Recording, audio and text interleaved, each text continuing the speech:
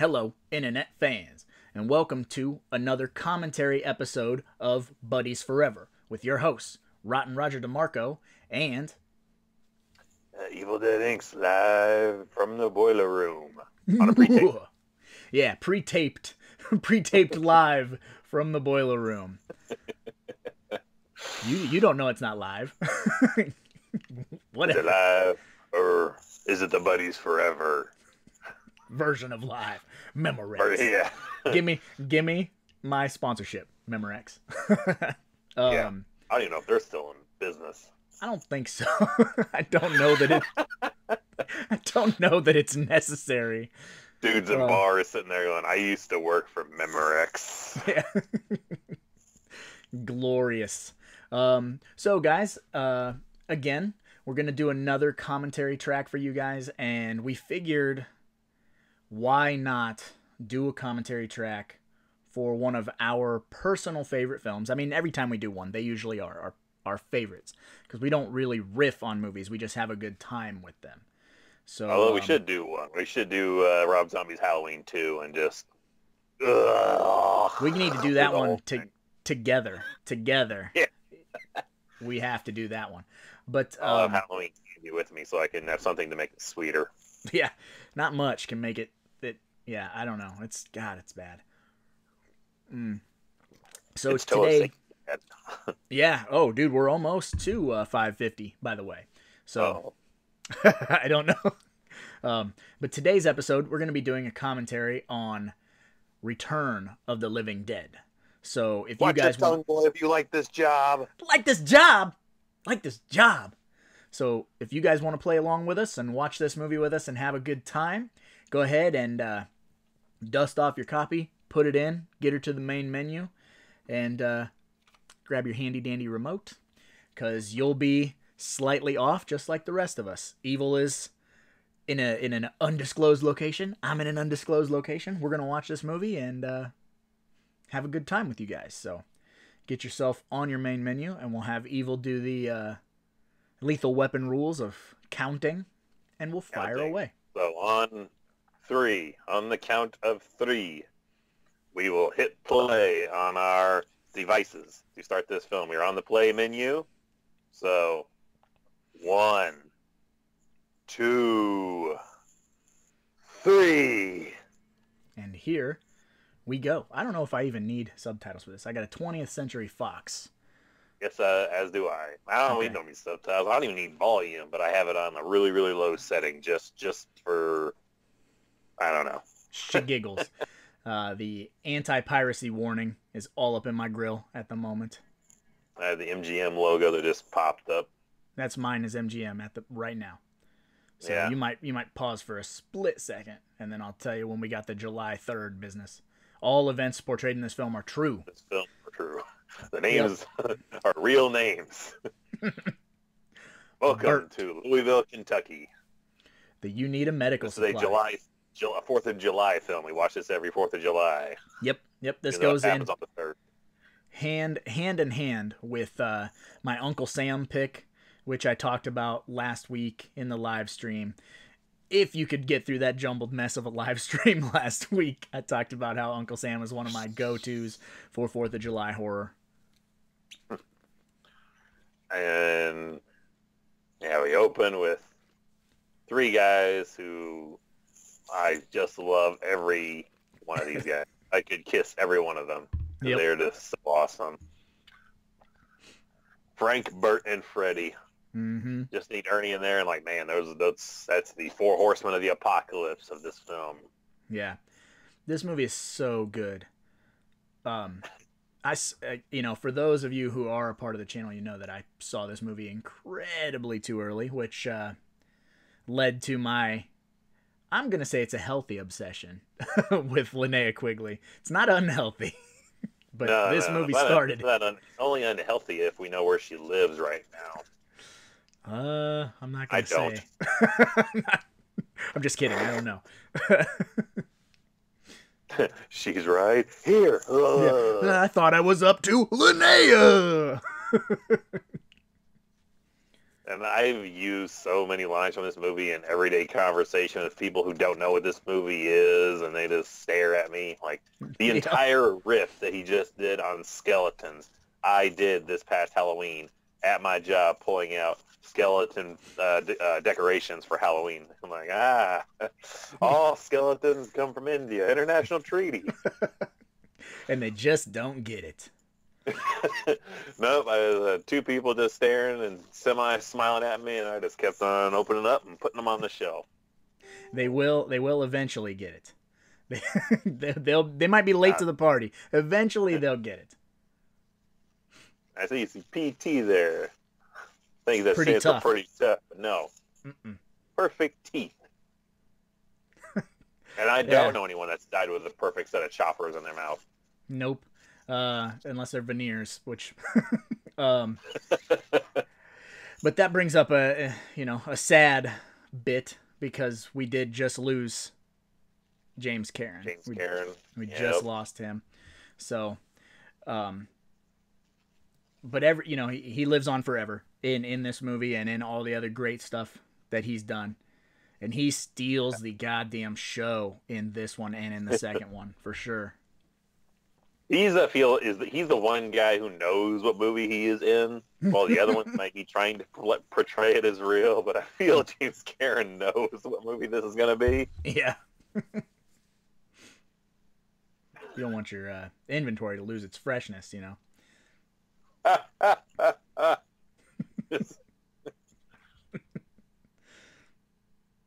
And how is that any way to hold a body up? Looks like it's got 2 piercings through his head. Yeah, like straight through the fucking brain.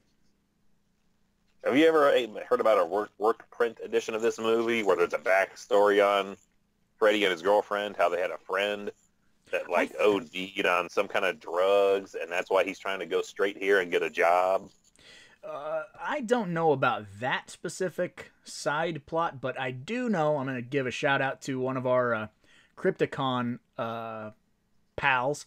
Matt Schwent sent me I believe it's on YouTube. If you look up the Return of the Living Dead work print, there's all the stuff, all the extra stuff on YouTube that was supposed to be in this movie is there. And obviously it's pretty low quality, but it's maybe 15-20 minutes, something like that, of all that extra. Yeah. I've heard it's stuff that completely makes it a darker tone to at least portions of this movie. But yeah, it's bits as I heard it, how they had a friend that died, and how that's why he has that kind of reaction, that blank kind of stare when he sees that body hanging, because it reminds him of this friend that died, and that's why he's trying to go straight and get a job. What a dick. Yeah. Dude, that's pretty rad. I don't know anything about that. The thing that sticks out to me about that work print edition is longer cemetery dancing, so that stuck out to me. It could be just a 20-minute scene of that. Yeah, and I'm fine with that. The fun insider fact, he actually did pierce his ear for the role. Did not know you could put fake ones in. And this is where we establish the fact that the two zombie franchises, they're side by side, and that Night of the Living Dead is a film in this universe. But, that the events are true, loosely based on true. a true story. Right. Because there's a long setup where there's a backstory where Romero and another guy that was on the writing team split and decided to do two different directions, but in the same universe. Right. And then the guy that wrote Alien got a hold of this, rewrote it, and made it what it is today. Right. Yeah, because John Russo. Yes. Dan O'Bannon is. Yes. But John Russo wrote the original treatment for this, and the original treatment was a lot different. If you guys are big fans of this film and you want to seek out stuff to know about this film, check out the documentary More Brains. It might actually even be on YouTube, but I do know that you can pick it up on Amazon pretty cheap, and you can, or it's through our Discord. I put it in our Discord on our movies on YouTube. And it's there. You can access it.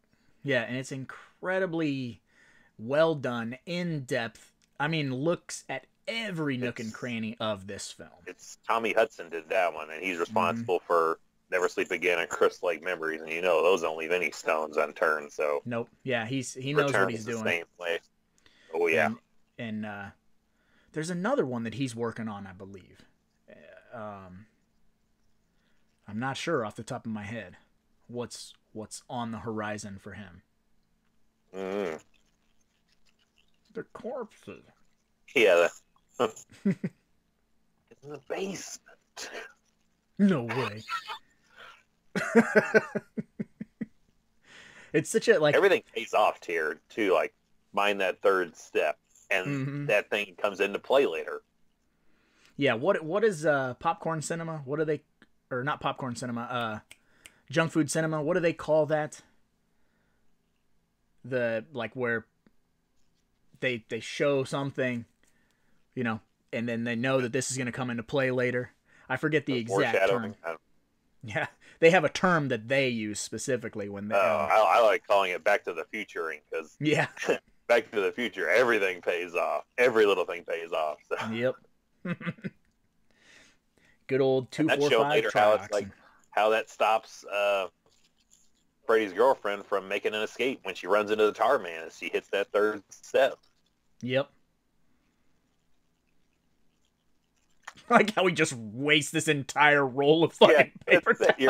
That irritates my wife every time. She's like, ugh.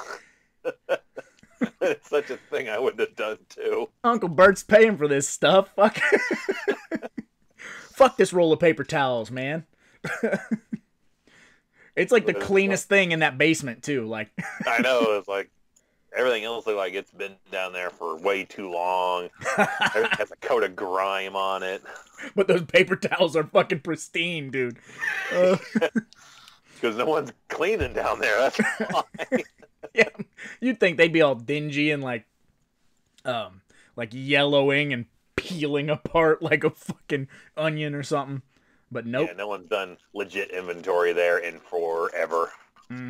Super lax company. Story is how the fuck did Bert get a hold of this military flub set of canisters and decide I'll keep them? Yeah. Well, they delivered them.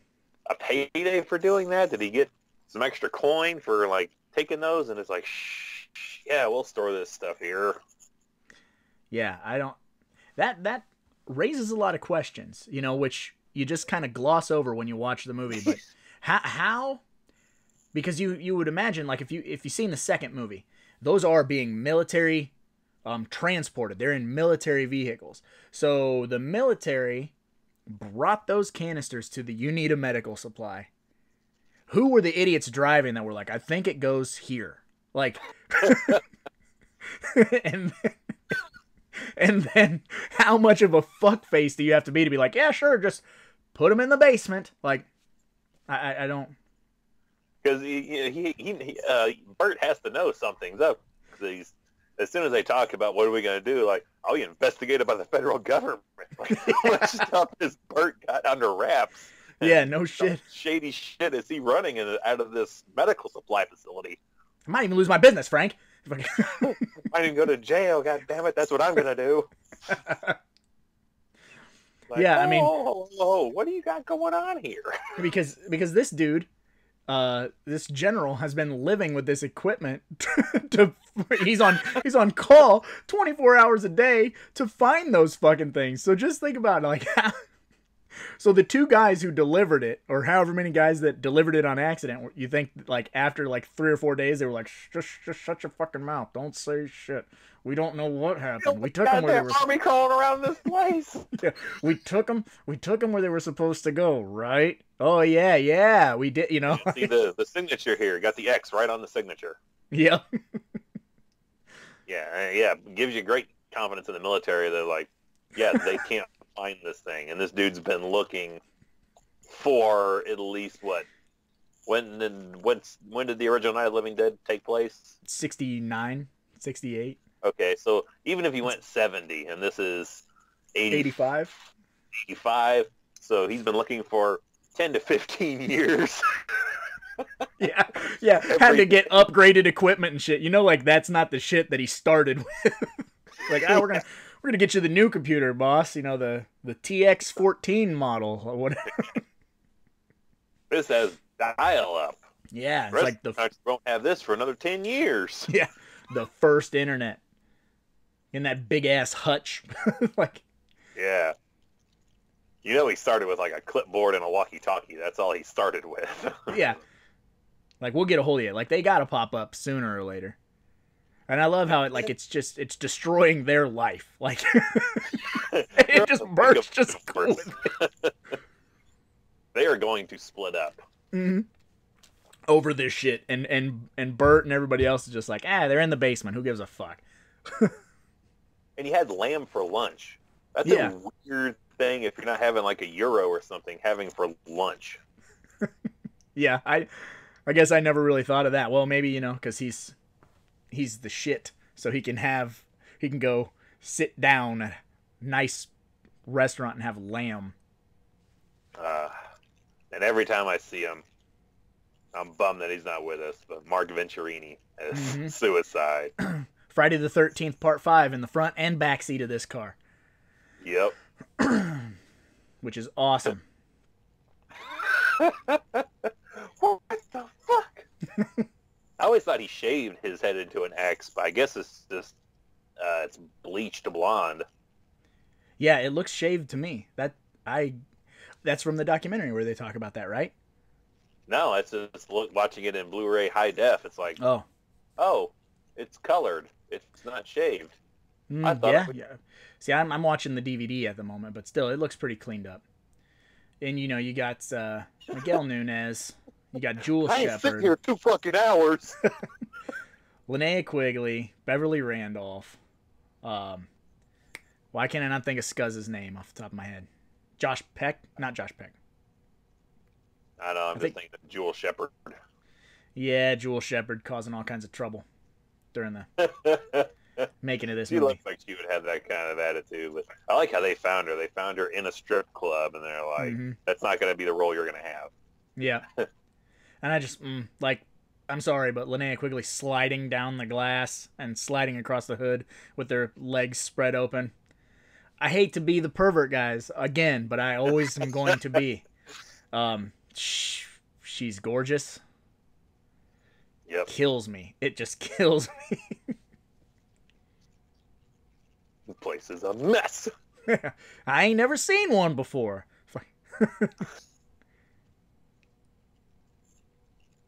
Brian Peck. Had to pop in my brain. Brian. I'll say Josh Peck. That's from fucking Drake and Josh or what the fuck ever. That's a Nickelodeon guy. You can't even get boot boxes anymore. Nope. And I don't want to get into like a crazy amount of detail about Brian Peck, but I've heard some not good things about him, which upsets me because in the documentary I really like him. I like he seems very funny, seems like a good person. So I kind of got to tiptoe around those issues, so I'll leave those be, but I've heard things. That's it. That's all I'm going to say. Give it Nixon poster in the basement, wedged in the corner. What the hell happened to the body? Yeah. Must have melded. I was like, it fucking melted? Yeah. What do you think that shit's doing to the... Is that something that happens after 15 years being locked in a container? You just melt when you hit the air? Probably. I mean, I wouldn't... It's probably not true, but because this movie told me so, I would believe it. I don't...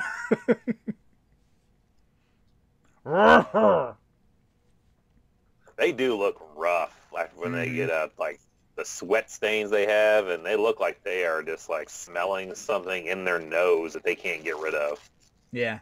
Definitely like the progression of them throughout the film where they just look like they don't feel good, like worse and worse and worse. And then I think it was you that brought it up the other day when we were talking about how like it really does feel like July. Like everybody's kind of got that like... Well, they look sweaty, miserable. Yeah, I feel uncomfortable how sweaty they look. Yeah, even in the graveyard, like, and the sun has gone down, and Yeah, just muggy as shit. mm-hmm.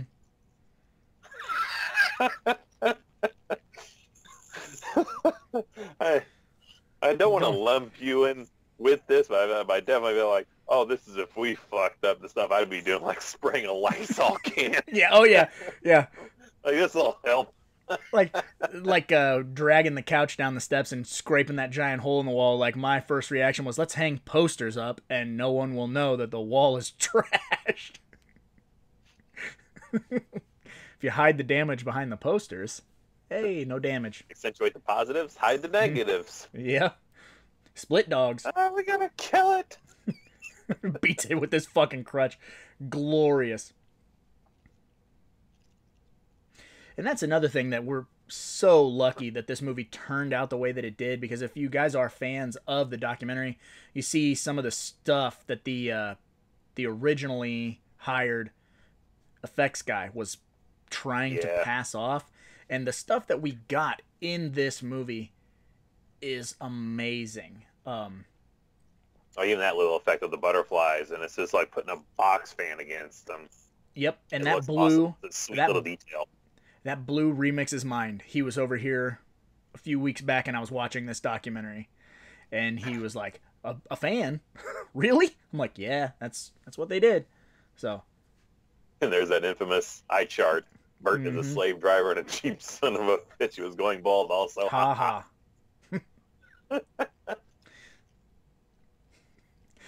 Speaking of eye charts, did Remix send you an eye chart so you could see how big the chat was gonna be? He said he was gonna send you an eye chart so you could tell like what small of a letter you could read for the chat. He sent me something. I was like, "Oh, that's much better." Okay. Yeah, we're gonna call the boss. Like, take a drink, slick his hair back. Yeah. Bert. Yeah. Glorious. You can see the glistening of sweat on her face. Yes, I can. Hell looks super like. Yeah, like they have chlamydia, and they're just. And like, yeah, her leggings are awesome, but combined with how hot I feel it is, I feel like that'd be driving her nuts. Which is why she's got to take those clothes off for me. Everything but the leggings. Mm-hmm. Like the hottest thing that she's gonna be wearing. I'm more concerned about the leather pants. Like the pants that have tearaway parts to them. Yeah. See, she knows what she's getting into. Or getting out of. Exactly what she's doing. Now they're taking off her clothes again, so I'd love to know what her average on a weekly basis this happens. Yep. I'd like to know her backstory. Like, she doesn't get along with her parents. I'm assuming probably not. I don't know. I think I went to high school with some girls like that. Didn't get along with their parents. Took their clothes off in graveyards.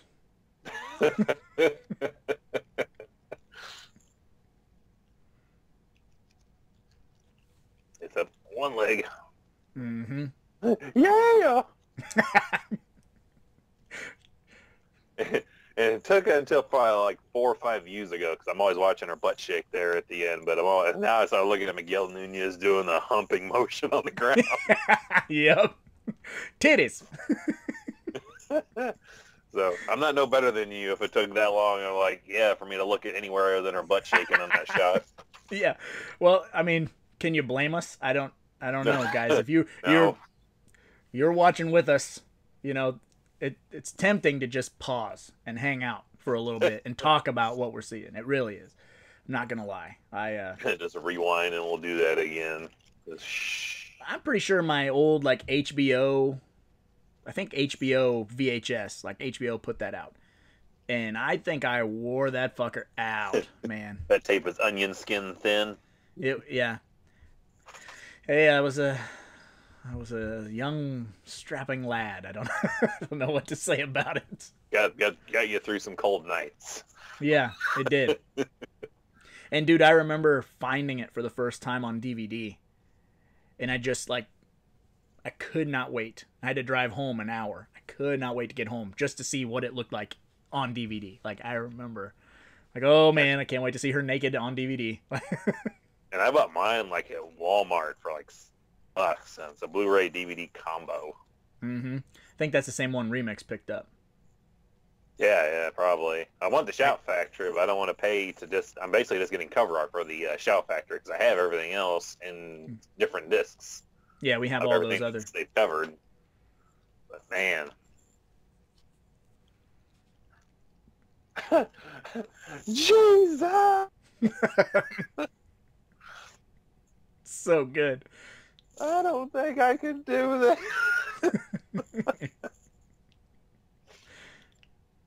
Like, how good of a character actor is James Karen? You know? I mean, he's so funny. This fucking yellow. He does. Yeah. Yeah, he's steals the show every time he's on screen, and he's acting scared and but it's so funny. Like he's tapped into just this perfect blend of everything. I hit the fucking brake. What do you do? Oh no! Just crying and holding his body down.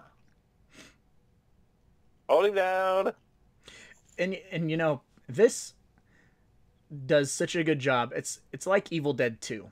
And when you listen to like Nicotero and those guys talk about Evil Dead 2, how like when you read the script, when you read what's on the page, it's fucking terrifying. But what translated on film ended up being so funny and so good. Like it does definitely walk that perfect line. Yeah, it's like, what do you do? It's like, I don't know, let's cut the head off and let it up and like, I don't know, tackle it again. Just start taking more parts off. The wide shots of the headless body kind of bumping into all that stuff. You can see the like weird suit that the actor is wearing. You can see that OG suit that dude put together, but they did a great job of cutting it, so you don't really think about it or see too much of that. So you can believe it's this headless body stumbling around this fucking supply store. Yeah, because that OG suit, guys, if you haven't seen that documentary, wow. It looks like tape, like yellow tape. With like a dude hiding his head inside a cardboard box. Yeah. It's like if you gave us like 6 hours to put it together, it's what we would have made. Yeah, and been like, it'll totally work on film. Totally work on film. I promise. I'm not, just light it right. You gotta... Just don't shoot it and it'll work. Yeah. Just have all the lights out. It'll be fine. I like this weird touch too. Like that's how, back in our day, that's how you knew if someone was home if you saw the lights were on. You wouldn't call necessarily or anything like that. You'd be like, their lights are on, they're home. Can you trust that bastard? That's probably... I love the look he gives him after he says it.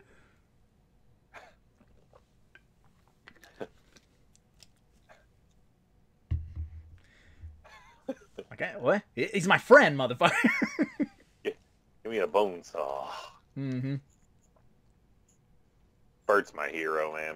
I'm ever in a situation I'm like, oh, geez, I need Bert's kind of a guidance on what to do. Just like the manliest fucking...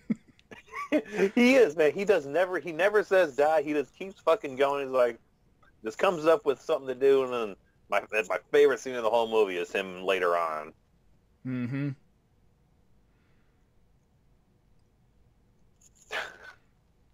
Sorry, guys. I'm miles away. And when we did get to meet her, the wife did ask about her rubbing up on his crotch here. And she's like, it was nice. Yeah.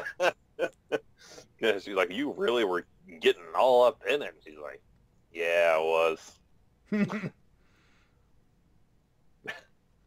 Was Mark gay in real life? I don't know. I can't um remember I either never heard way. anything of it.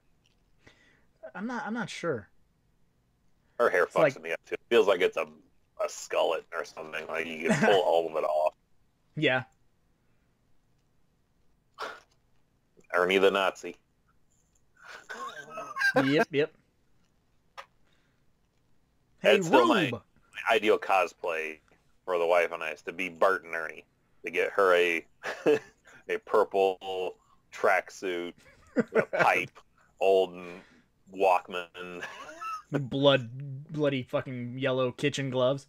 Yeah, drinking coffee from a specimen cup. Mm-hmm. Well, he's dead now. And I am bushed. You can work out rigor mortis by flexing the muscles. Won't find that in any book. Yeah, bombing business is basically word of mouth. Which we have a connection to somebody who is going to be working this type of job. So I need to hit up the wife to be like, hey, are any of these things true? Can yes, you work out all of them. by flexing the muscles? Does it start in the brain like Ernie says? They probably were true in 1985. I'm sure that, things have slightly advanced. Maybe, I don't know. I mean, I don't. I think that could almost be a job that never really advances technologically too far. Mm-hmm. Like they're like, oh, clearly there's got to be some very futuristic way of doing things. They're like, nope, we haven't really evolved past 1986. I learned all kinds of weird shit about corpses from horror movies, like, obviously, like the Night of the Living Dead remake, where they slit the clothes. So, like, when you go to a funeral, like, the bodies aren't actually wearing clothes. It's sort of like a paper doll. Like, clothes are draped around them. Yeah, draped Also, over them. They're sewn shut. Yeah, their mouths are wired shut. Because when you die, your jaw goes completely slack and sinks back. So they wire it and pull it forward, so you look like you're just ish. Yeah, all kinds of weird things. And from watching, we should hit up a mortician and be like, we should make that a segment called "Ask a Mortician" horror movie questions. Yeah, another thing like that drives me nuts about horror films, and it bothers me in this movie, but I love this movie. So, is when a corpse doesn't have lips and says things like brains, like the corpse that they tie to the table and it says, it's talking. Teeth, essentially. Yeah, because if you ever try to say words and not use your lips, it's really fucking hard. Like range. I guess it kind of or some Mike Tyson sound and shit. Yeah, and so like that always bothered me. But I understand why they do it, because you can't have it be like completely like unintelligible speech. Like it has to say what it needs to say. I love this ruse too that he tries to get away. You know how these things happen? No, I don't. Yeah. How do they happen? Or later he's like, "Can I trust you?" At this point, I don't know. Yeah. Watch out. You don't want to get bit? You want to burn them? That smiley ass, like, yeah, that's what I had in mind. Yeah. I love that Clue played it so straight because he was so late to the casting. He wasn't involved. Wanted Leslie Nielsen, I heard, to play this role. Could you imagine Leslie Nielsen? I mean, I love Leslie, but Clue just is perfect. But yeah, Leslie, I feel, lacks just a little bit of edge. I don't know. It's just something intangible that, like, Clue has a bit more rough believability than Leslie does. Even when he plays a bad guy in Creepshow and his early career where he had serious roles, it's like, Yeah, like was I it don't know. Day of the Animals where he's like gonna rape that chick or something. And, like he can do bad, okay, but I don't know if he can do like hero, uh, like slightly funny hero serious tone because Like an everyday working man type. yeah I don't know. because Clue plays it so fucking straight because he had no idea the tone of the film, and that's what makes the tone work so well. Get off!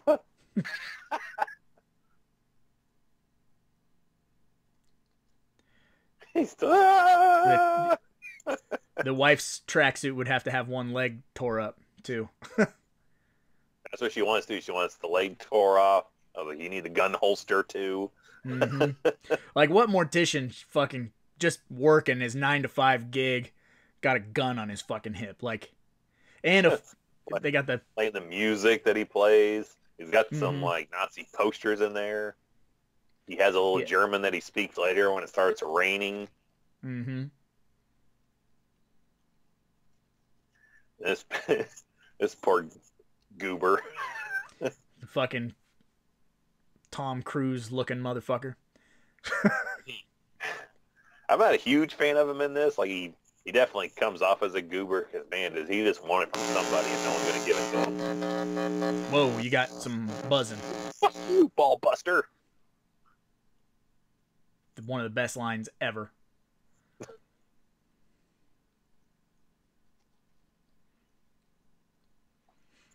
Also, it seems sort of like unlikely that she would be part of that crew. You know, like obviously she started dating Freddie, and so she kind of hangs like they hang with her out of necessity. You know, because she's not a punker. She's she comes across as the girl from Night of the Demons. okay, yeah. Like the clean cut one from Night of the Demons. That's dressed like Alice in Wonderland. Yeah, yeah.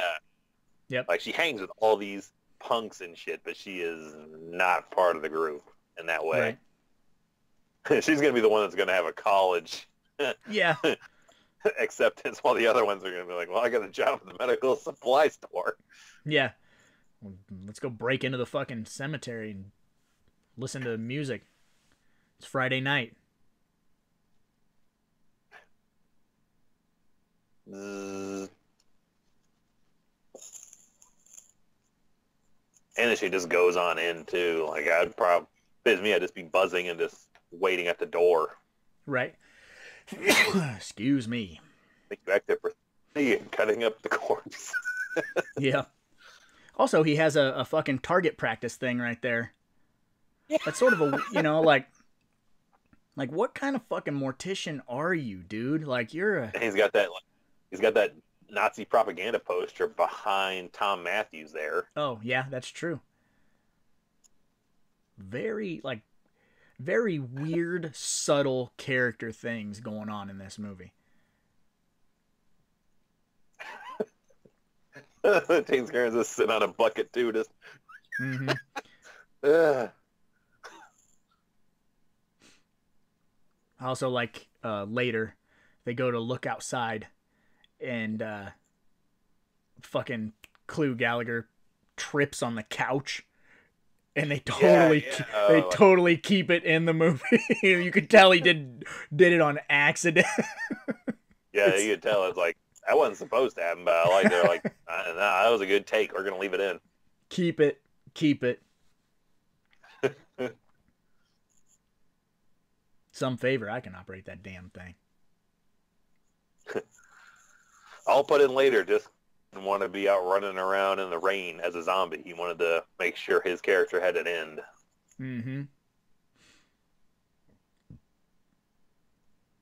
And now that seems just a little bit tougher now to watch when you get to it. Yeah. I haven't watched Another question this. I would ask a mortician: is the toughest muscle and the hardest thing to burn up the heart? Yeah. I don't know. I guess I would assume. We need to know. These are things we need to know. These are splatter facts that need to. Oh, jeez. I feel sorry for Splatterfax for this one because I feel like it should just be the screen full of Splatterfax. Oh yeah, yeah. Because there's so much great stuff in this movie. And I'm curious at what point watching this with Remix when the light bulb clicked in his head and he had to buy this thing. Probably as soon as Linnea Quigley took her clothes off, I think. And bye. Mm-hmm. See you in 2 days. Yeah. And then, like a fucking 8-foot velvet painting of her naked on the tombstone, too. Just cover up an entire wall. Oh, my gosh. Talk about take my money. If someone showed up at con with a velvet painting of Linnea Quigley from this movie, I don't care how much shit I'm going to get in at home. I'm buying that thing. Yep. That will go in the basement. I think I'd put it on the ceiling above my bed, maybe. I don't know how. Like the old wife. Home Alone. Yeah. The wife might get angry, but... She'll every night pin clothes to it. Mm-hmm. Like, where are her clothes? She took her clothes off. Like, yeah, she threw them. It looked like she tried to grab the one, but she just gave up because everyone else left her. Which I don't know why you would be like, yeah, sure, no clothes. Yeah. I'd be like, hold the fuck up. I have got to put these on. But I'm glad she doesn't. These shoes. Yeah. I cut holes in it, or whatever the fuck.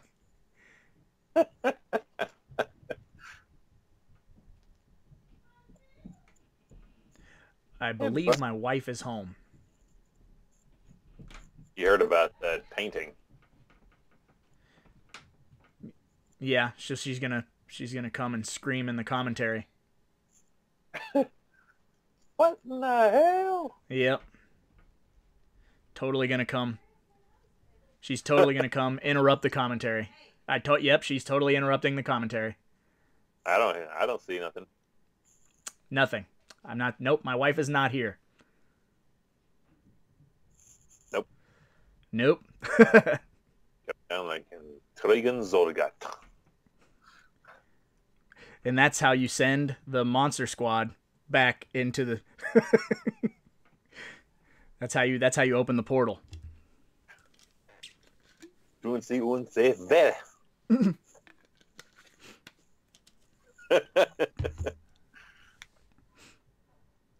Dribble on the shoes. So good. And I like how it goes full circle and ends with that as well. Yeah, this is not it doesn't end at all on a happy ending, which for me, most of those, I'm like, those really kind of turn into once in a great while kind of movies, but yeah, this is one that could be done multiple times a week, and I would never, ever get tired of it. Yeah, and even though it does have like a downer ending, like it doesn't... I don't know how to explain it. Like, it doesn't, like, gut punch you. You know, it doesn't upset you. No. Probably because they have that montage during the credit sequence, so you leave. Well, yeah, but it's, you know, it's fun, it's upbeat, and really, like, how else do you end the movie? You can't be like, oh, yeah, sure, they wrapped it up. Got 4,000 zombies just taken out like that. Like, they try that in the second one with the, you know, tricking all the zombies and electrocuting them or whatever, but it doesn't feel the same. I don't know. Too convenient. Yeah, it's more like, yeah, this would probably be what they would figure out as a solution to deal with this problem. Yeah. Only 4,000 dead, General. Yeah. And I keep looking because there's always a clock somewhere in view periodically throughout the film, and it progresses like throughout the night. Like I think it ends up 3-4 o'clock in the morning. Right. It's like 11 something now. Yeah, which seems like reasonable. Yeah, it feels like Yeah, I like that too. Movies that just all take place in a day. Yeah. Like, it's one night. Because you got to figure, like, when they were wrapping everything up, it should have been somewhere around 5 o'clock. And then they passed out. And then they woke up. And it would have, depending on how long they were passed out. And then how long it took Bert to get there. 7 o'clock, 8 o'clock. Cutting the body up. Figuring all that shit out. Like, Yeah, it's like he should have gone off work hours ago, but he's still dealing with this stuff. Mm-hmm. 2 men that are poisoned. Yeah. Right. Okay. Well, can you find out? I gotta make some phone calls, so I can't do that till morning. Your friends' lives may depend on it, or whatever that was. Like, what an asshole. Okay. That's a total boss answer. That is a upper management answer for that kind of thing. Like, well, I gotta make some phone calls, but I can't really do that till morning. Sorry. It's terrible. Like, he's not a good boss at all. It's like the kind of guy you would, like, if you got hurt on the job, he would be like, nope, just say you didn't. You stupid moron, you idiot. What's the matter with you, Frank? Yep. Then I always told you never to go near those goddamn tanks.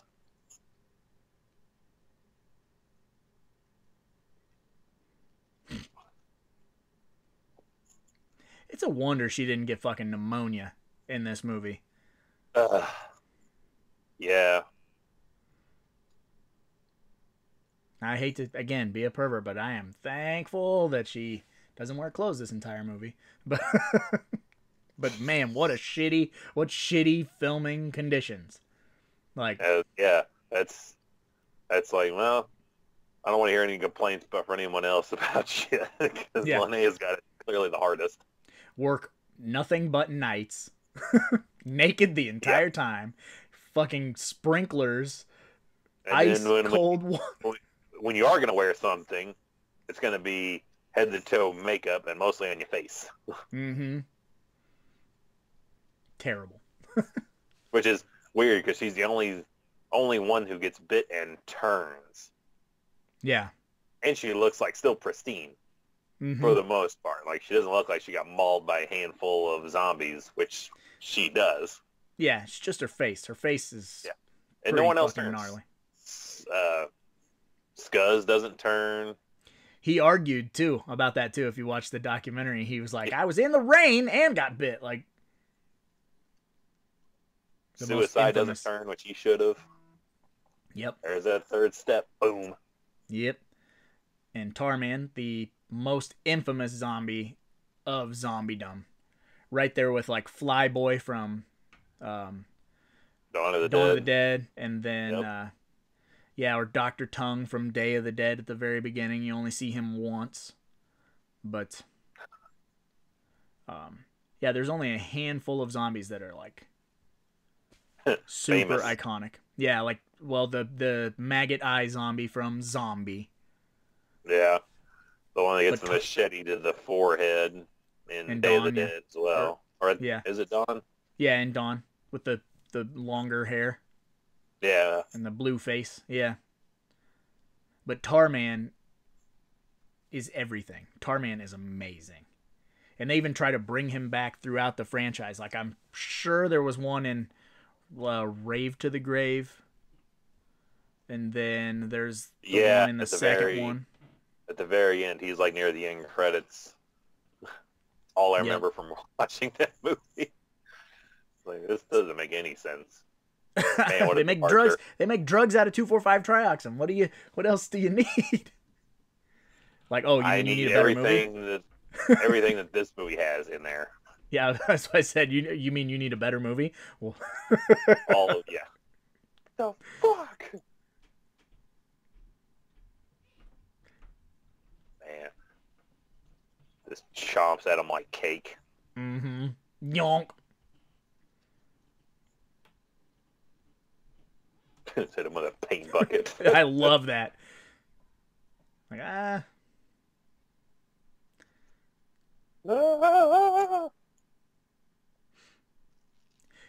And the booty. You stupid fuckers. What's funny too is that scene is on YouTube. There's a handful of these scenes on YouTube, and if you go and read the comments, you will get irritated at the world. There are people that are like, zombies don't talk, like that just totally miss that aren't fans of the movie, so they just miss the tone. And they were like, zombies don't do this. I'm like, yeah, zombies too smart. He's using a chain to open a door. Yeah, like they're not real, so you can't argue that they have like a 100% set of rules. Just have a good time. That's my favorite. That shit will shut down any of them too. Like, yeah, zombies also aren't fucking real.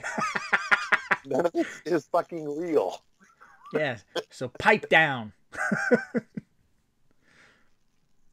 I don't think anyone that's a fan of Return of the Living Dead would be like, I really like everything about it except for that spot where Tarman like uses the chain to open the door. That's just not realistic.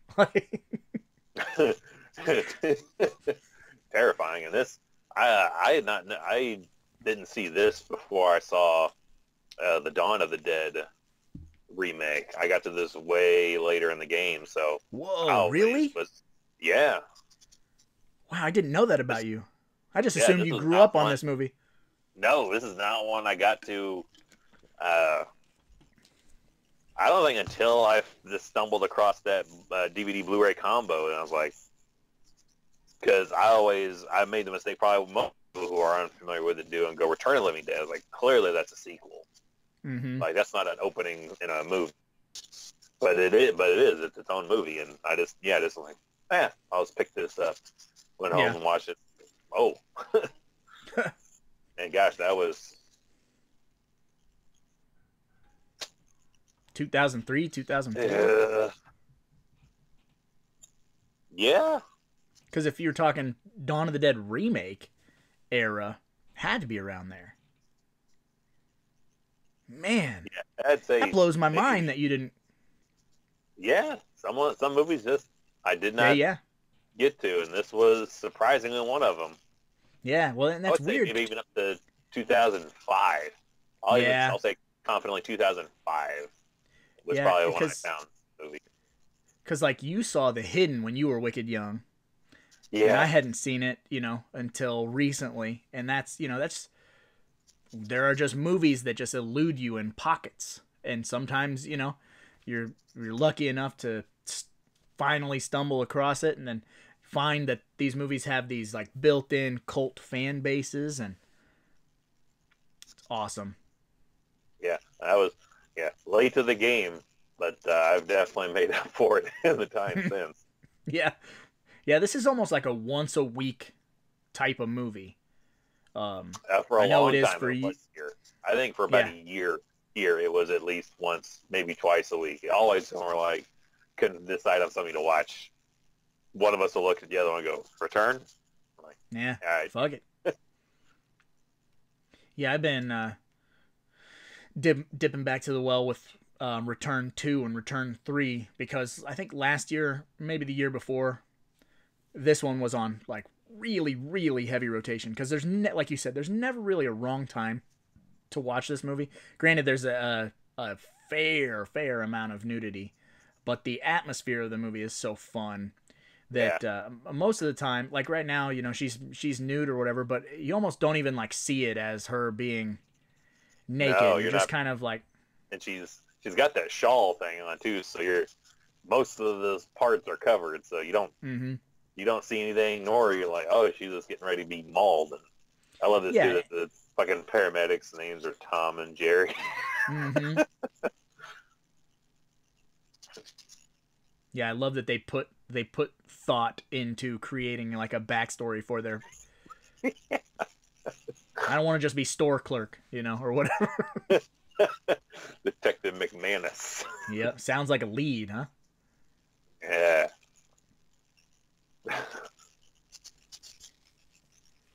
And I didn't even notice in the credits if they are listed as Tom and Jerry or if they are listed as paramedic 1 and 2. I don't know either. Wouldn't that be the shits if they just still got Man, we Like, came up with names and everything, and you fucking... Fuck that, you're paramedics. Yeah, paramedic 1 First and 2. set of paramedics, second set of paramedics. Yeah. That's what you are. It's dead people screaming. My subtitle That's said highly creatures. tempting to get signed by him if I ever got to meet Miguel Nunez. Can you sign it? It's dead people screaming. I just want him to sign this movie, titties. And he doesn't even say that in the movie. He just says that in the documentary over and over again. Titties! He can sign my documentary also and sign it that. Yep. Pyramid shaped. Titties. I didn't even know you could be nude on a movie set. And talk about a fucking awesome success story, dude. When you talk about Miguel Nunez, like fucking homeless when he was making this movie, living in shelters and shit. And like now he's financially stable. Dude is good. Like has made enough. Made enough to go out and make Joanna Man. Yeah, well, and that was a big movie, dude. Like, the stuff that he worked on was big, and now he's, like, comfortable. You know, that's the end-all, be-all when you're trying to do, you know, not everybody needs to be Tom Cruise, but you want to be comfortable. You want to be okay. And so, like, he's put in enough work that he can be a supporting character. First thing I ever saw him in that I can think of was Slam Dunk Ernest. He was part of the cleaning crew basketball team. I like him in Kicking It Old School. I never have a problem with him. Anytime I see him, I'm just like, yes. Jamie Kennedy made 2 movies that are essentially the same movie. Well, one he's a rapper, one he's a break dancer. You know, there's a little bit of difference. And Yeah, if I the spelling of the titles. Yeah, and if I gotta choose, it's Kicking It Old School. I'm not a great big fan of Malibu's Most Wanted. I liked that skit of the B-Rad character when he did the Jamie Kennedy experiment. I forgot that was that name. As a skit, it's fine, but you know, as an hour and a half movie, it's a bit much. So I love that Timmy Baterman here, fucking throwing the phone. It totally looks like Timmy Baterman from Pet Sematary. He came back not the same or whatever, chewing on the foot.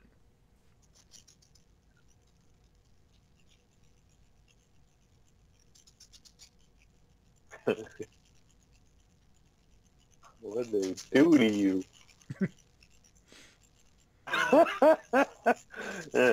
And fucking his reaction here when he sees the little person. That's a screensaver if I've ever seen one. I'd love to have. When I was a kid, I always thought my VHS was like fucked up. I always thought my VHS was like had like a tracking line or something. I could not fathom that zombie was that small. I was like, is something wrong with the like? I was like, that's weird. I always thought something was fucked up with my tape right there when it cuts to that shot. I'm like, no. He goes in, oh god, slams steel shutters. Like that fucked him up. Yep.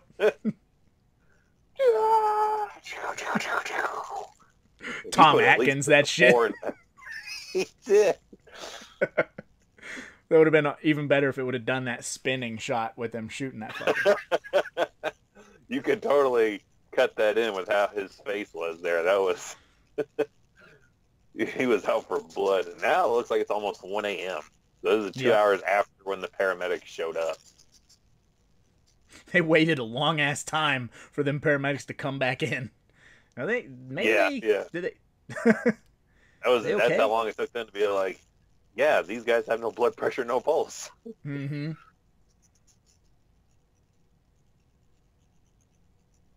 In this movie, like, it's also important to note that it moves at like such a breakneck pace. Like once it starts, there's no downtime in this thing at all. Yeah.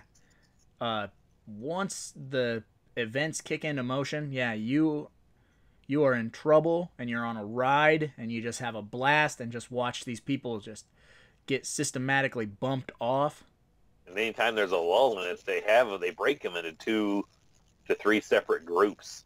So you're always rotating between the groups of people that they establish. You get to know a little bit about them, so you're invested in at least some of them.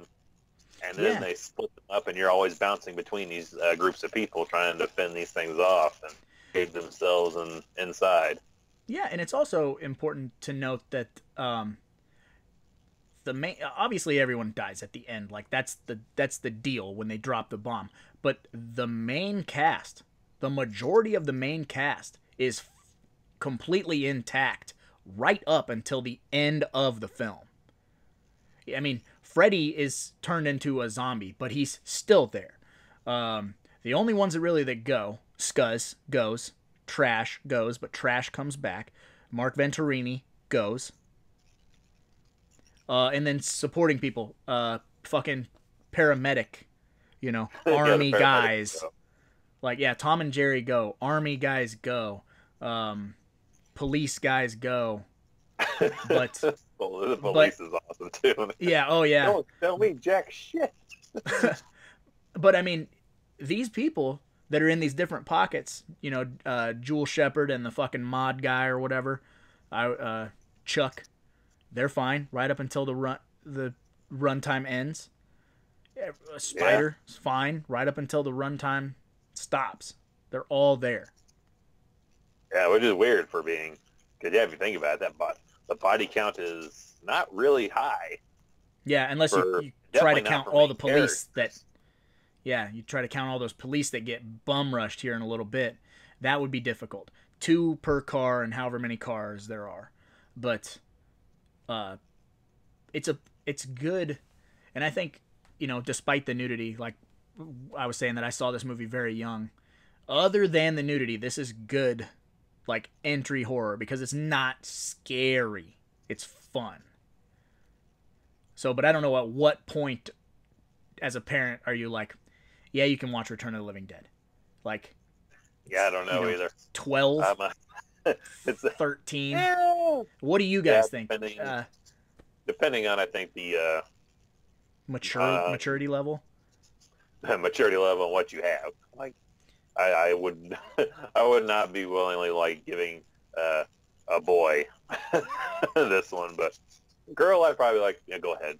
It's probably a lot easier.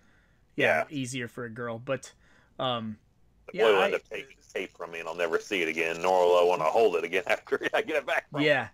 Well, and that's sort of the deal. When I've told this story, I had to have been 5 or 6 when my father watched this movie and told me to go up to my room, and I watched this movie on the steps, like peeking through the steps, seeing the mirror behind the couch that was reflecting the TV. So I watched the movie in reverse. But then my dad had like a big leather-bound book, and he would write down what movie, and they all had numbers, and they all had these big black clamshell cases with numbers on them. So I could see like, oh, Return of the Living Dead is number, 85. And I could pull that movie off the shelf and watch it. And my mom was not really like a big, you can't watch that.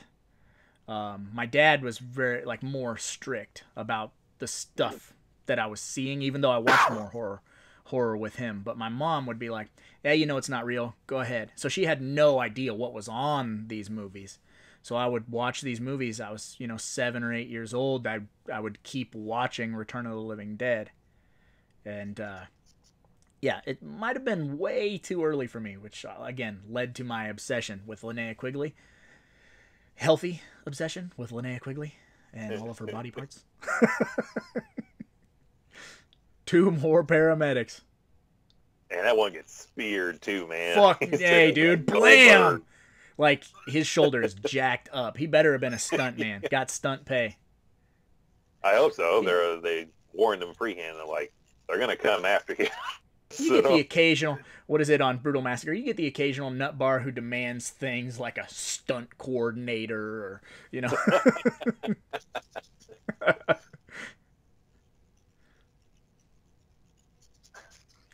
just beating the piss out of these hands. Yeah. Oh, there you pulled out. And Scuzz is in 1, 2, and 3. But I don't know if he's in 4 and 5. I know that he's the only character, like not the character, but the only actor to return for the original trilogy. He's in all 3 of the original films. But I'm not sure if any of you know. I mean, it's an IMDb.com credit click away, but it's not ultra easy to get to it. It's just not something that we have done or will do. We'll wait for you to do it for us. Yeah, that's the beauty of the horror community, is there's always somebody out there who somebody knows. Somebody knows. And the majority of horror fans that we associate with and that have found this channel don't have like chips on their shoulders, you know, like we're all really into fun stuff and we're all good people. So we've been fortunate enough to not be surrounded with any like negativity, and I love that about the people that associate with us on the channel. This half zombie still has nipples, and 2 a full head of hair, and spinal fluid apparently. Yeah, that spinal fluid gets me every time too. It's pretty banging on the table. Boom, boom. Yeah, pretty fucking gross. And it's shots like that too. Like you can see under the table, and that puppet is still moving. Like I know that it's just like a magic trick. Like they're obviously off camera running that thing, but you're like, where? How? Like so good. I like this bit too of like having the mortician and wants to interrogate it to find out things about it, and I feel like that would be a good weapon in any other zombie film to have a mortician's like mindset of how to handle fighting corpses, because he knows how the rigor mortis affects the body and when it takes effect and where it starts in the brain and how you work it out. Vulnerable points like a fight scout. Yeah, and I don't know why I just now made this connection, but like it's a Nazi interrogation. Yeah, tied down half of it. They're not torturing it, but you know what I mean. Like I don't know why I was just like, oh, that's it's a Nazi interrogation. I'll bust it in the damn head. I missed that line, by the way. That's probably, I say that 50 fucking times a day for no context whatsoever. I just fucking say it all the time. Oh, that too. You can chop it up into pieces. The pieces will still come after you. That's something that no other zombie film has done since this one. And I feel like that's definitely puts it in its own category of, yeah, you can try to destroy that brain, but it ain't gonna do shit unless you completely like vaporize this body. It's gonna come after you, and parts of it will still come after you.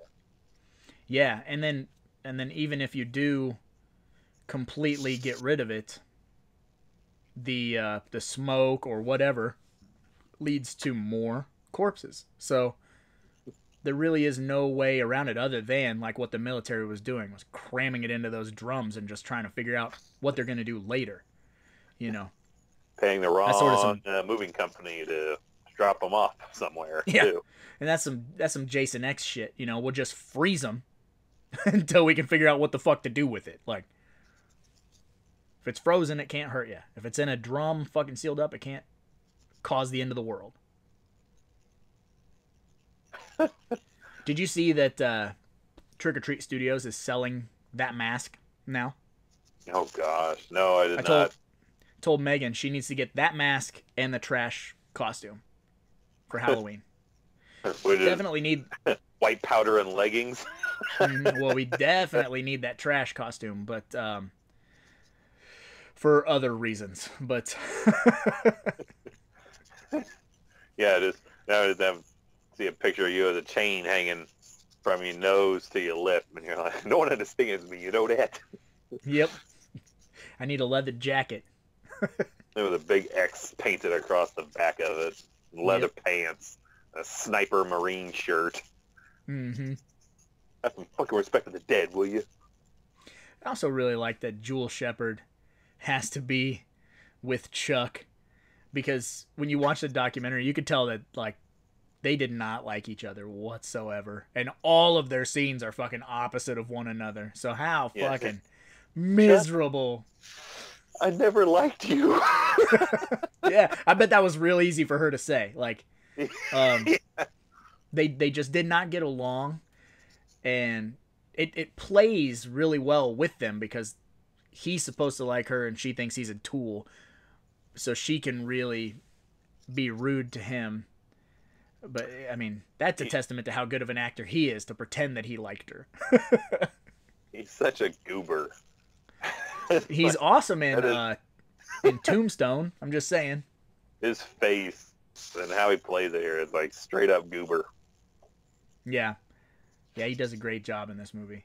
But then also, you know, if you watch the documentary, he aside from working with Jewel, he just wasn't having a good time on the making of the film. It was stressful, it was hard. And I think it adds to the performance. But if I didn't know those things, this movie still like plays out so perfectly for me. But when you know all that extra stuff, you just get to see just a little bit more in the performances, I guess. And waving the cops down. Mm-hmm. Son of a bitch, and they're still running. I like that too. It's like kind of like Tremors. How it's like one ambulance, two ambulance, and the cops show up, and Yep. like the company showing up to check on those workers, and they're toast. I feel like if it was you and me, were those police officers, we'd pull up, we'd just put that fucker back in reverse and just leave. Didn't see shit. We left. I don't know. It looked weird. It looked sketchy. Not my problem.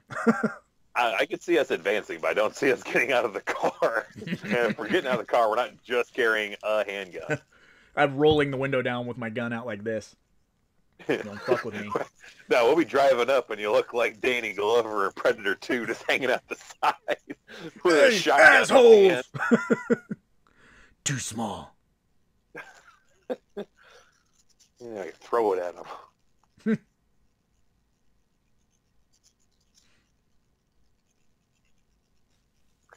And right there, he's just like, what do we do? And he's like, we got to do this. And Miguel's character is like, man, they're all over the cars. Like, I don't give a shit what's all over the cars. We got to get to the cars. Mm-hmm. We got to get the fuck out of here. Fuck that shit. We're going for it. You must be out your damn mind. I'm going to take my chances with the cars.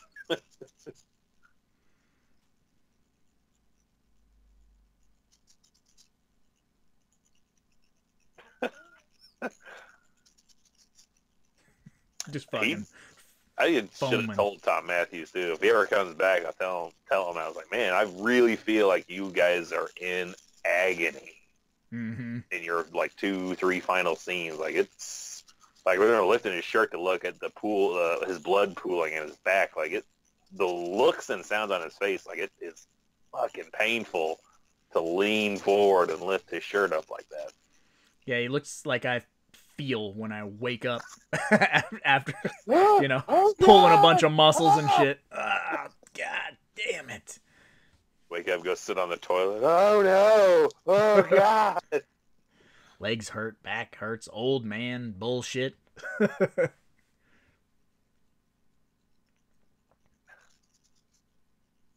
he's so slick, too, when they come back and open the doors. You don't notice James Karen just popping up and just slipping out the back door and taking off. Mm-hmm. He's like, oh, I'm out of here. Yep. Do.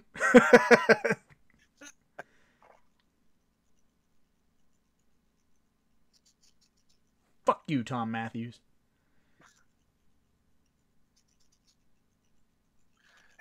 And I wonder how many takes it took when he busts out of the chapel here, and he's going down the hallway, and he's tearing shit up, blind. Like, how many takes was that? Like that. Better hope it was just one. Otherwise, you're pissing off the prop people.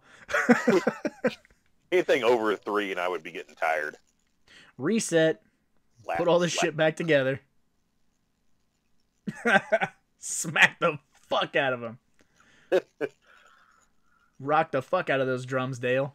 Yeah, but she was supposed to just slap him once, and he slapped him twice just because he was feeling it in the character moment. Mm-hmm. Caught him off guard.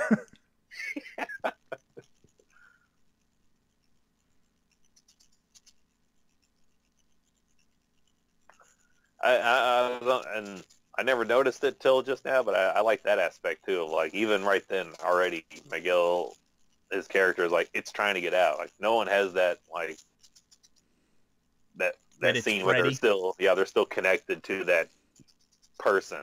Once they turn, they're instantly like, oh, we got to kill it now. No one's like, I can't kill it. It's so and so. Yeah, it's my daughter. Whatever, fucking Night of the Living Dead in it. And I've always not really caught this, like, when he breaks his ankle, like, he just, in the shot, like, he just all of a sudden, and falls. Like, I don't really see what breaks his ankle.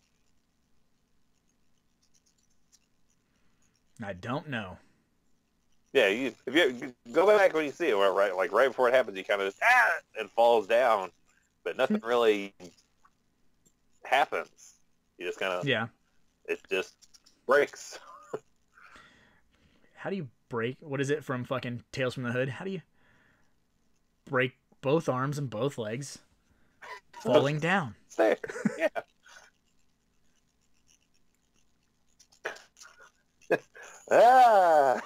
Yeah. Boy must have just had weak bones. Drink more milk.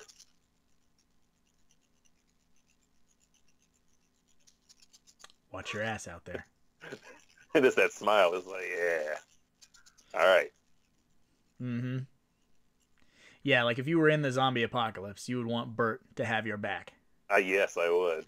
I'd be like, I'll follow this man wherever he plans on going, because it's... Yeah, fuck all that Team Shane and Team Rick shit. Team Bert, motherfucker. We gotta bail. We gotta bail. They left us. Those dudes flew off of that car, too. Mm-hmm.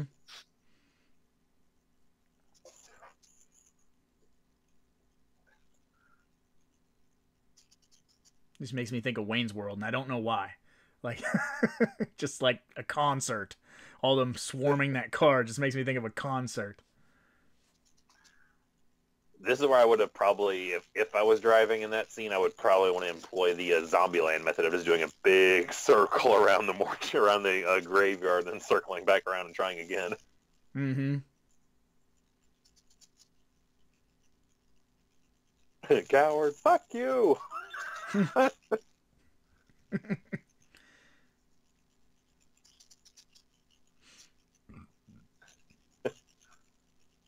Whoa! Brakes!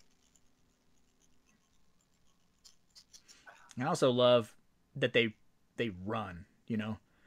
Yeah. Totally breaking all the stereotypes. Just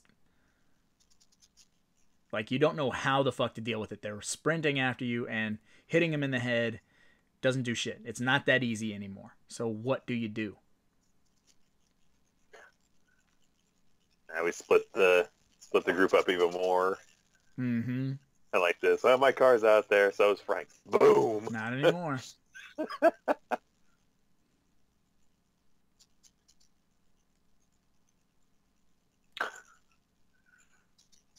Here's tearing the shit. Yeah, that'd be fun to reset all that. Yeah, fuck you. Everything's trashed. Like, how would he know that they were up there? I mean, I guess he says he can smell them, but... I maybe felt the ladder kicked over. I mean, but, I'm stretching. Yeah. And it doesn't feel like it, but, I mean, we're in the the climax here. Yeah, the last 5 minutes of the film. It breezes by. Man, You know, I have not. Have the pot roast on at home. I haven't watched this since he died, so I'm gonna hold it together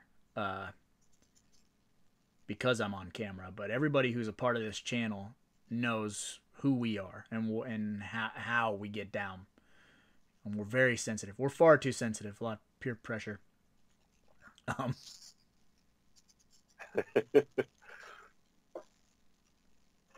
Sensitive horror fans. You're not gonna find very many of them, but that sucks, you know.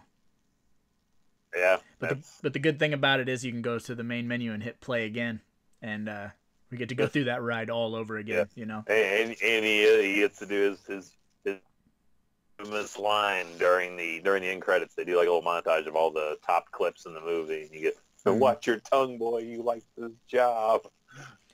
How many cop cars was that? Those guys are all dead. 6 cop cars, 12 cops, gone. Yeah, that's where you have just 2 or 4 per car.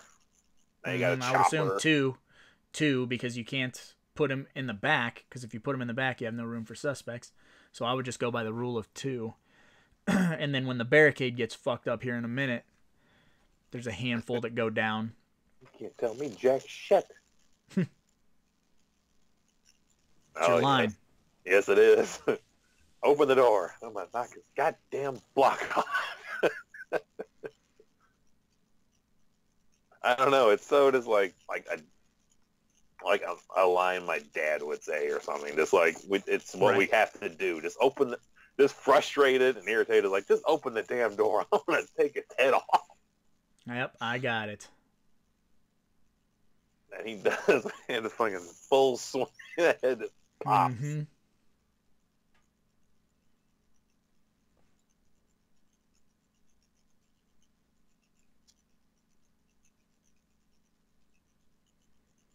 Boom, boom, boom. It's so good. Like all the subtle stuff happening in the attic. And you notice, like the freeze frame shot, he has the gun on her, so he's going to kill her to spare her from dealing with this shit at the last second. Mm-hmm. Yeah, he's totally thinking about it the entire time too. You can see him struggling with it. Yeah, right there, like. Yeah, put one in you. Yep, that whole time. Open the door. And that's it. You know, we lost him last year. We lost Don Calfa last year, right towards the end of the year, I believe. Yeah, he was supposed to show up at our con. Wham! Mm-hmm. You're a few seconds ahead of me. There it goes.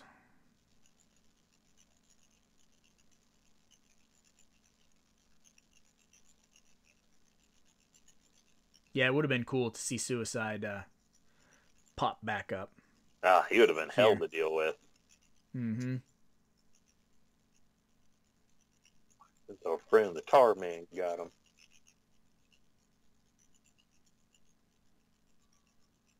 And thus the name was born. Miguel Nunez named it.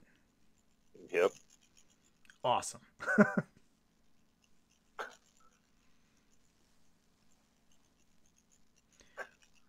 I've lost 12. Yeah, he goes, I lost a dozen good men and no one can tell me jack shit.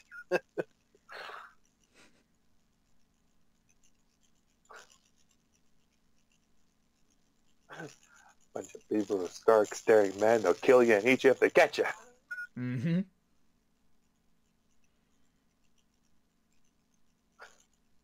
It's like rabies.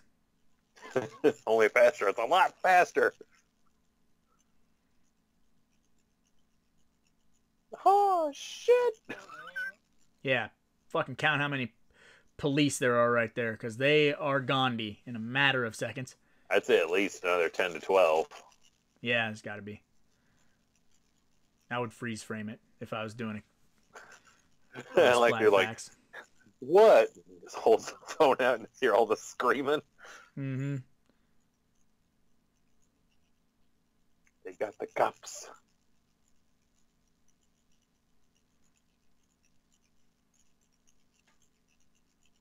Calling the number stenciled on the side of the tank.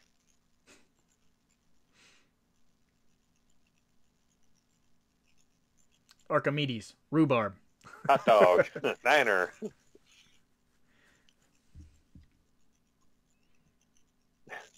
Yeah, she's got this little, like, pickaxe thing that she's holding. Yeah. What the fuck's she gonna do with that? Nothing. She doesn't do shit in this movie. Except they'll chuck how much she doesn't like him, and she's not and you know, I feel bad because I think this might be the only film that I've ever seen her in, so I have kind of a I don't know, like a bitter taste in my mouth about Jewel Shepard. So I need to see some of the other stuff that she's done. I mean, she's fine in this movie for who she is, but when you couple it with the documentary, I'm like, I don't know. I've seen some of her clips. Oh, okay. Yeah. Post those on the Discord. Like, yeah. I wish you would have had some more featured spots in this movie. Some equal share time with Linnea. Yeah. A double tombstone dance, perhaps. Why don't you call this number immediately? I understand. Uh-huh. She sells it good too. Like the wife's like, she really sells in the background, like something like clutching, like shit's. This is it. This is gonna save the marriage. This. Yeah. Finally, stop fighting. And I can totally make lamb chops. And you want to love eating that shit for lunch. Prick. That's what she says under her breath every time he leaves the room. Yep. That fucking living room reminds me of my living room when I was growing up, because we had wallpaper that was like velvet wallpaper, red velvet wallpaper. You could touch it and it had a texture to it. So you walked into a set of Twin Peaks. Mm-hmm. And we had like red shag carpet, so it was like yarn. My room throughout high school, it had a green and gold mix, so you could spill anything in that shit and you would never know it. Nice. Yeah, I got a lot of like Ghostbuster slime and Ninja Turtle ooze in that carpet, and you just had to take it, trim it down with some scissors. Yep. Gosh, it's expensive now. You find an unopened can of Ninja Turtle ooze. I still miss the Master of the Universe ooze you'd put in and slime your action figures with. Like, it was completely designed for you to drop slime and coat your action figures in them. Mm-hmm. Yep. Slime pit. Was that shit purple? No, it was green. I think they had that was the green one as well, though, but I remember it being green. I'm just thinking Ghostbuster stuff. Ghostbuster stuff was purple. Yeah. Fun part is now, man, the slime kits that they have at work, someone spilled that shit open and dripped all over the inside of the trailer, so I got pink slime glue coating everything in a trailer, dripping from the ceiling. That's how my entire house is. I got a kid that makes slime every fucking half hour. You're like, I don't understand this, but whatever. Why don't you just buy it out in small containers like a normal person does? Because it's fucking mad expensive, and I wouldn't dump my money on it. Hey, wow, wow. You hear anything?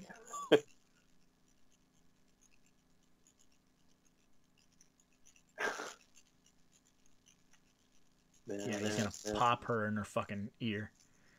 I love a miniature set. Mm-hmm.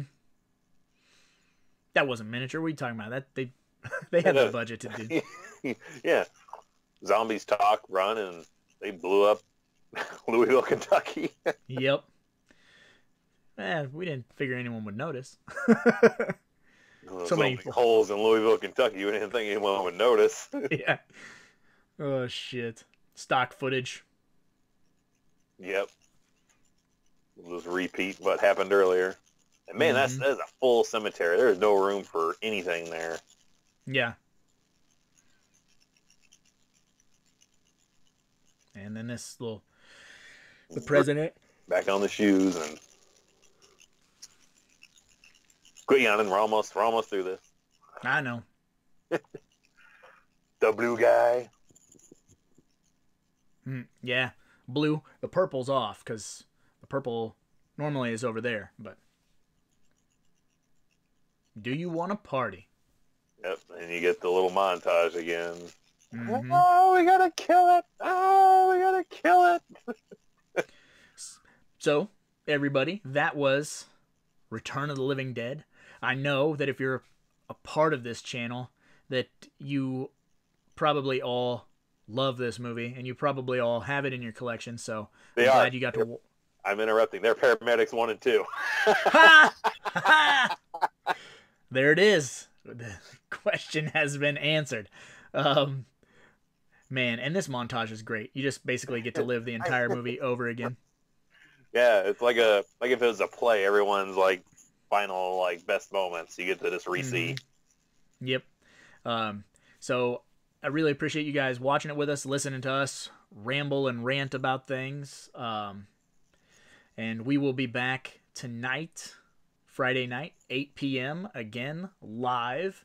So feel free to come back to the channel, hang out with us, and see what we got going on, shooting the shit, just having a good time.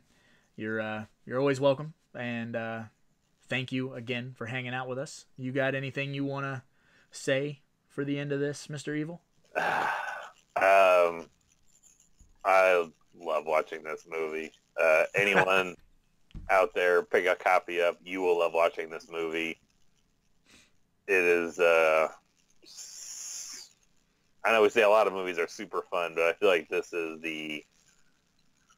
If anything deserves more than, I think, 100% certification and popcorn as fuck, it's this movie.